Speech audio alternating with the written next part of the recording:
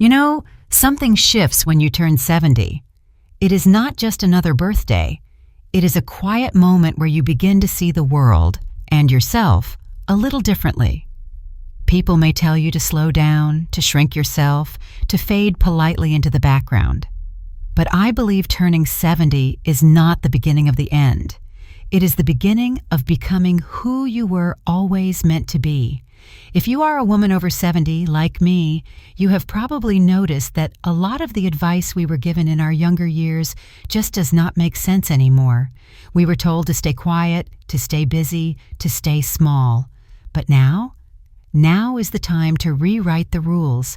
In this video, I want to share 12 truths I have learned since turning 70. These are not just tips or opinions, they are hard-earned lessons. Lessons that brought me more peace, more clarity, and more joy than I ever expected in this season of life. Some of them may surprise you. Some might challenge the way you see yourself. And one or two, well, they just might change your life. So grab a cup of tea, settle in somewhere cozy, and let's talk, woman to woman, heart to heart, about what really matters after 70. Because this is not just about aging, it is about awakening. Let's begin. 1. Aging is not something to fear. I used to dread aging. I really did. Every new line on my face, every gray strand of hair, every birthday candle felt like a countdown, a slow reminder that time was moving faster than I wanted it to. But then one morning, something shifted. I was looking in the mirror, tugging at my skin, frustrated at the changes I could not control, and I stopped. I looked into my own eyes, not the wrinkles, not the sagging, not the spots, just the eyes. And what I saw wasn't an old woman. I saw someone who had lived, someone who had survived heartbreak, raised children, made sacrifices, celebrated victories, and held people together even when she was falling apart. That moment was the beginning of a new truth for me. Aging is not something to fear. It is something to honor. Every wrinkle tells a story. Every scar carries wisdom. And every birthday is a badge of courage, because not everyone gets the privilege of growing older. We do, and that means we have more chances to love deeply, to laugh loudly, and to live freely. I know the world tries to sell us youth in a bottle. They want us to be ashamed of growing older. But the truth is, there is nothing more powerful than a woman who embraces her age with grace, strength, and a quiet kind of fire. You are not fading. You are becoming. And that is something to celebrate, not fear. 2. Perfection is overrated. For most of my life, I chased perfection like it was a prize I could actually win. A spotless home, a perfectly set dinner table, the right clothes, the right words, the right image. I thought if I could just get everything just right, I'd finally feel at peace. But here's the truth that hit me one holiday years ago. Perfection is exhausting, and it's almost always invisible to everyone but ourselves. I remember one Thanksgiving when I worked myself to the bone. I cleaned every inch of the house, ironed the napkins, baked 3 desserts from scratch, and even spent hours on a handmade centerpiece. But when the day came, I was so tired I barely sat down at the table. I missed the jokes, the laughter, the stories. Nobody noticed the centerpiece. What they did notice, that I wasn't really there. That was the day I began to understand something. Perfection takes you away from the present. It robs you of connection. And in the end, no one remembers whether the pie crust was flaky. They remember how you made them feel. These days, my table might be a little messy. My cake might sink in the middle. I might forget a name or two. And you know what? It's okay. Because what I've learned is that people don't come into our lives for perfection. They come for warmth, for honesty, for love. You don't have to get it all right. You just have to show up, be yourself, and let the rest go. There is beauty in the undone. There is freedom in letting go of the script. At this stage in life, the most perfect thing you can be is real. 3. You don't need everyone's approval. For far too many years, I lived with one eye on other people's opinions. I worried about what the neighbors thought of my lawn, whether my holiday gifts were good enough, or if my choices made someone uncomfortable. I smiled when I wanted to cry. I said yes when I meant no. I shrank myself to keep the peace. And honestly, it was exhausting. As women, we're raised to be agreeable, to be liked, to put others first. But here's what I've learned since turning 70. Other people's approval is not a requirement for your happiness. It never was. One memory stands out. I was invited to a formal event, and I had this bright floral dress I absolutely loved. But I hesitated. Was it too loud? Too cheerful? Too much? My daughter looked at me and said, "Mom, if it makes you happy, wear it." So I did. That night, I felt beautiful. Not because of the compliments I received, though there were plenty, but because I felt free. I had made a choice for myself, not for anyone else. You see, approval is a moving target. You'll never please everyone, and trying to will only leave you tired and disconnected from who you really are. The older I get, the more I believe this. If it brings you joy, if it brings you peace, if it feels like you, that's enough. You don't need to justify your decisions. You don't have to explain your boundaries. You don't owe the world a performance. You have earned the right to be your full, honest self, without apology and without permission.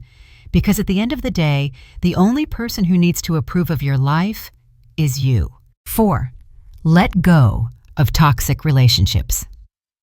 Letting go is never easy, especially when it comes to people we've known for decades. A longtime friend, a family member, even a partner. We tell ourselves that history equals loyalty, that walking away means failure or selfishness. But after 70, I've come to believe this: peace is more important than guilt. I had a friend, let's call her Linda. We had known each other for over 30 years. At first, our bond felt unshakable. But over time, every visit became a storm. She complained endlessly, criticized everything, and left me feeling drained, small, and emotionally tired. I kept the friendship going because I didn't want to seem unkind, but deep down, I knew it was no longer healthy. One afternoon, after another conversation that left me questioning myself, I sat in silence and asked, why am I choosing discomfort just to avoid conflict? That was the moment I decided to step away. It was hard. It felt unnatural. But it was also one of the most loving things I've ever done for myself. See, we all have limited energy, and at this stage of life, we should be protecting that energy like it's gold. You deserve relationships that uplift you, that make you feel heard, that leave you smiling, not second-guessing yourself.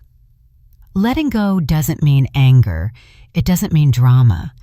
It simply means choosing your emotional well-being over history. You can honor what someone meant to you and still decide they no longer belong in your present. Life is too short to spend with people who make you feel small. Surround yourself with kindness. Choose joy over obligation. You've earned that freedom. 5. Not every battle is yours to fight. If you've spent most of your life as a mother, a sister, a friend, a wife, chances are you've worn the peacemaker hat more times than you can count. We jump into arguments to protect our loved ones, mediate family tension, or try to smooth over situations that honestly aren't ours to fix. I used to think that stepping in was part of being strong, that being involved meant I cared. But with time and a few hard lessons, I learned this truth. Not every battle is mine to fight. There was a time when my grown children had a disagreement over something as small as who would host the next holiday dinner.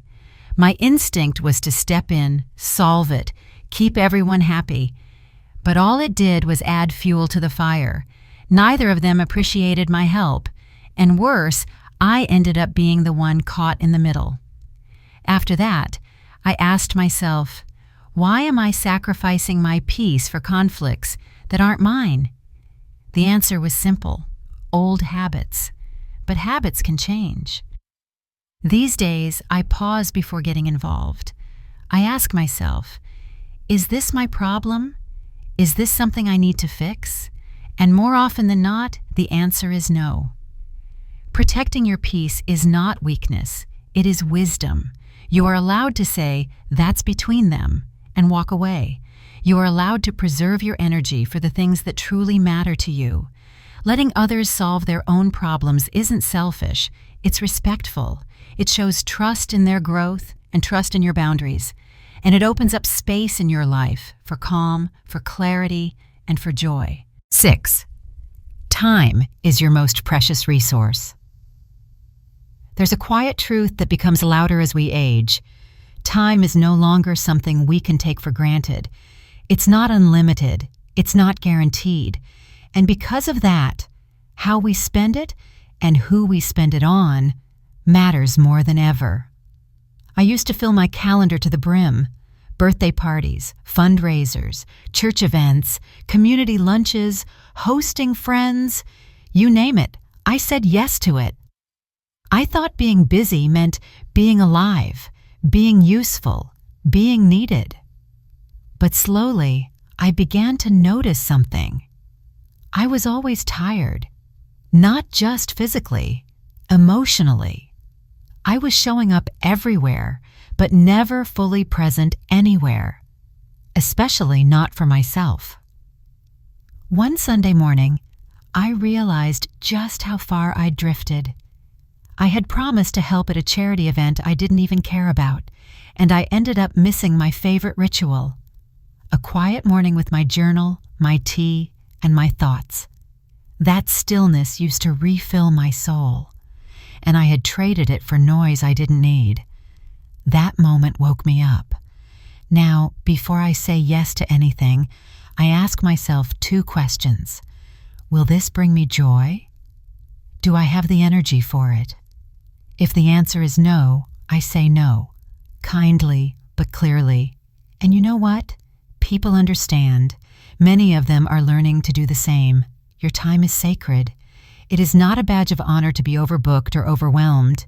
Rest is not laziness. Stillness is not emptiness. Sometimes the most powerful thing you can do is choose less, so you can experience more. You've earned the right to spend your time in ways that feed your spirit, not drain it. 7. Redefining beauty after 70. When I was younger, beauty seemed like a goal I could never quite reach. It was always something just out of grasp. One more cream, one more diet, one more hairstyle away. I believed that beauty meant youth, smooth skin, and looking put together at all times. But turning 70 taught me something I wish I had known all along. Beauty doesn't live in mirrors. It lives in moments. We've been sold the idea that growing older is something we have to fight, with makeup, with hair dye, with expensive products promising to erase the years. But after a while, I started to ask myself, why am I spending time and money trying to erase the very life I've lived? Now, I see beauty differently. I see it in the way a woman's eyes sparkle when she laughs, not because her skin is flawless, but because the joy is real. I see it in the lines around her mouth, the ones carved by years of smiling, storytelling, loving. I see it in confidence, in the way she walks into a room not to impress, but simply to be. Beauty after 70 is not about looking younger. It's about looking alive. These days, I invest in things that make me feel whole, not fixed. I buy books instead of anti-aging serums. I go for long walks that fill my lungs with fresh air instead of sitting in a salon chair for hours. I spend time with people who light up my spirit instead of comparing myself to someone on a magazine cover. True radiance comes from within. It's the peace you carry in your heart. It's the stories in your wrinkles. It's the freedom of showing up just as you are, without apology. You don't need to chase beauty. You are beauty, exactly as you are, in this very moment. 8. Decluttering for mental peace. There comes a time in life when you start to realize the things you own might just be owning you. Closets filled with clothes that no longer fit. Drawers packed with old receipts, broken pens, and tangled cords. Trinkets from decades ago, kept out of guilt more than joy. I used to tell myself, I might need that one day. But one day never came. What did come was a quiet, persistent feeling of being weighed down. It's not just physical clutter, it's emotional. Every time you walk past a pile of unused things, a piece of you feels stuck. I didn't understand that until I started letting go. It began with one drawer, just one. I opened it, took a deep breath, and asked myself, does this still serve a purpose? Does it bring me joy? If the answer was no, I thanked it for its time, and I let it go. With every item I released, something surprising happened. I felt lighter, freer, more present in my own home. Decluttering is not just about tidying up. It's about creating space. Space for movement, for rest, for memories that actually matter. When your surroundings reflect simplicity, your mind starts to feel it too. There's more room to breathe, to think, to be. One of the hardest things to let go of was a box of letters from someone I had loved and lost. For years, I kept them tucked away, unopened, unread, but always there, tugging at something deep inside. One day I realized, those memories live in my heart, not in a dusty box. So I read each letter, said a quiet goodbye, and gently let them go. It wasn't sadness I felt, it was peace. And no, you don't have to do it all in one day. Start small. A shelf, a drawer, a single box. Bit by bit, you'll feel the shift. Letting go isn't losing. It's honoring what once was and making room for what's still to come. Because at this point in life, peace is the most beautiful thing you can let into your home and your heart. 9. Health is a daily investment. No one ever warned me that taking care of your health could feel like a full-time job after 70. Doctor appointments, prescriptions, special diets, exercise routines, it all felt overwhelming, like a second career I never applied for. But here's the truth. I had to learn the hard way. Nothing disrupts your life more than losing your health. At first, it started small, a little stiffness in my shoulder, some soreness in my knees. I brushed it off. Just age, I said. It'll pass. But it didn't. It grew, slowly, silently, until one day I found myself avoiding stairs and struggling to carry groceries. When I finally went in for a checkup, the doctor looked at me and said, "If we had caught this earlier, you'd be in much better shape." That sentence stuck with me. I realized that caring for my body wasn't just about avoiding illness. It was about preserving my freedom, the freedom to walk through the garden, to dance in the kitchen, to hold my grandchild without wincing in pain. Now I make small, consistent changes, not to chase youth, but to protect vitality. I stretch every morning, even if it's just 10 minutes. I take walks around the block instead of sitting for hours. I prepare simple, wholesome meals every Sunday so I'm not tempted by frozen dinners. And I don't skip appointments anymore, even the minor ones, especially the minor ones. What I've found is this: when I care for my body, I care for myself. It's a form of love, the quiet, daily kind. And no, I don't do it perfectly. I still have my lazy days. I still crave sweets. But I try. I stay curious. I stay committed to feeling as good as I can, for as long as I can, because health isn't about living forever. It's about living well, right now. 10. You're never too old to start something new. There's a quiet myth floating around that once you reach a certain age, your story is already written, that you've had your chance, lived your chapters, and now it's time to sit still and just watch life happen. But I believe, with every fiber of my being, that as long as you're breathing, you're becoming. and it's never too late to begin again. I was 72 when I picked up a paintbrush for the very first time. I had no plan, no natural talent, no idea what I was doing. I just knew I had always admired color, in gardens, in sunsets, in the way my granddaughter's artwork spilled across the fridge. So I signed up for a beginner's painting class at the local community center, surrounded by people half my age. And you know what? I loved it. Not because I was good at it. I wasn't. My first painting looked like a fruit basket that had been stepped on. But I laughed. I focused. I felt alive. For the first time in years, I was a beginner again, and it was wonderful. Since then, I've tried all sorts of things. Gardening, journaling, even a little Spanish on an app my grandson showed me. Some stuck, some didn't. But each new experience reminded me that life isn't over just because you've retired or turned 70. In fact, now is the perfect time to rediscover the pieces of yourself that got lost in all those decades of caring for others. Maybe it's dancing. Maybe it's writing your story. Maybe it's taking a road trip alone, or joining a choir, or learning to play the piano. Whatever it is, don't let age define your curiosity. Trying something new doesn't mean starting over. It means continuing to grow, to stretch, to live with wonder. And I don't know about you, but that sounds a whole lot more exciting than sitting still. 11. Technology is a gateway, not a wall. For a long time, I told myself technology just wasn't for me.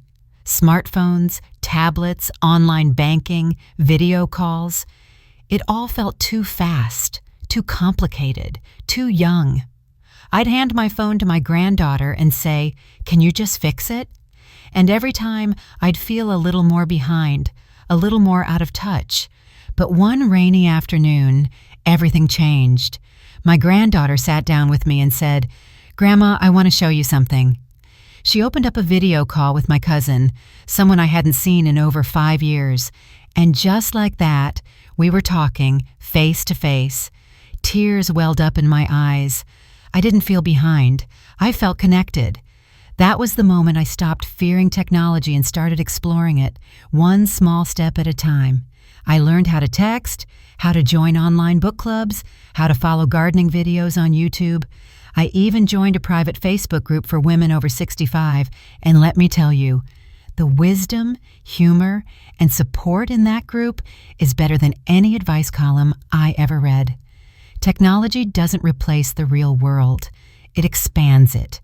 It allows you to stay close to the people you love, to learn something new, to find a community even when your body is tired or the weather's bad. And no, you don't have to master everything. You don't need to code a website or understand every update. Just start with one thing. Maybe it's sending a photo to your family. Maybe it's watching a video on how to grow tomatoes. Maybe it's ordering a book online without having to leave your chair. What once felt like a wall now feels like a bridge, a beautiful, powerful bridge. So don't let fear or frustration keep you from crossing it. You are not too old to learn. In fact, your brain is still curious, still capable, still ready. All it needs is a little patience, and maybe a grandchild to help now and then. 12. Money needs to be faced, not feared.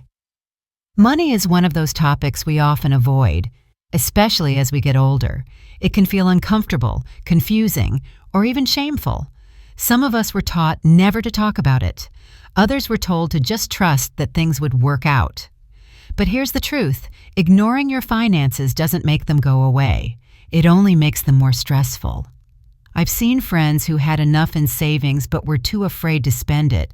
They lived like they had nothing, skipping small joys, declining travel, avoiding home repairs, just in case.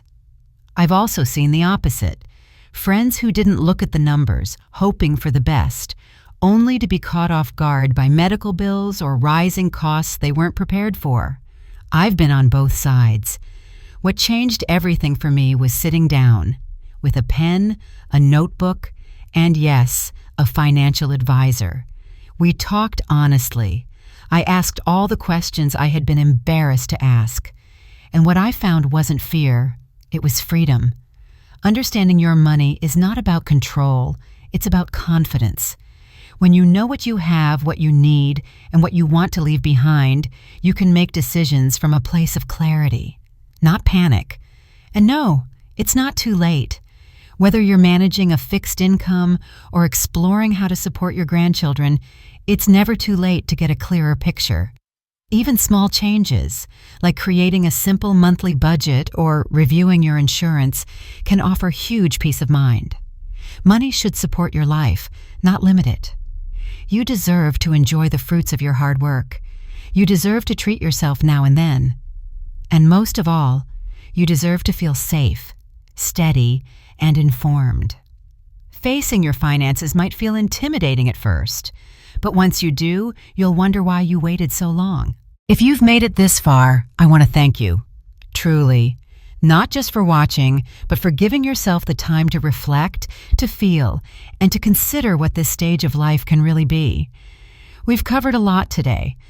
12 truths that I've learned not from books or experts, but from living. From falling down and getting back up, from learning when to hold on and when to let go. From discovering that even after 70, there is still room to grow, to laugh, to love, and yes, to begin again. I hope something in this conversation made you feel seen. Maybe it reminded you of how strong you really are, or gave you permission to release an old burden, or simply made you smile and think, I'm not alone in this. Because you're not. You're part of a community of women who are rewriting what it means to age, women who are not fading away, but stepping into their own. Women who know that beauty, wisdom, and purpose don't have an expiration date. If any of these thoughts resonated with you, I'd love to hear from you in the comments below. Your voice matters here, and if you haven't already, please subscribe so we can keep having these conversations, heart to heart, just like this.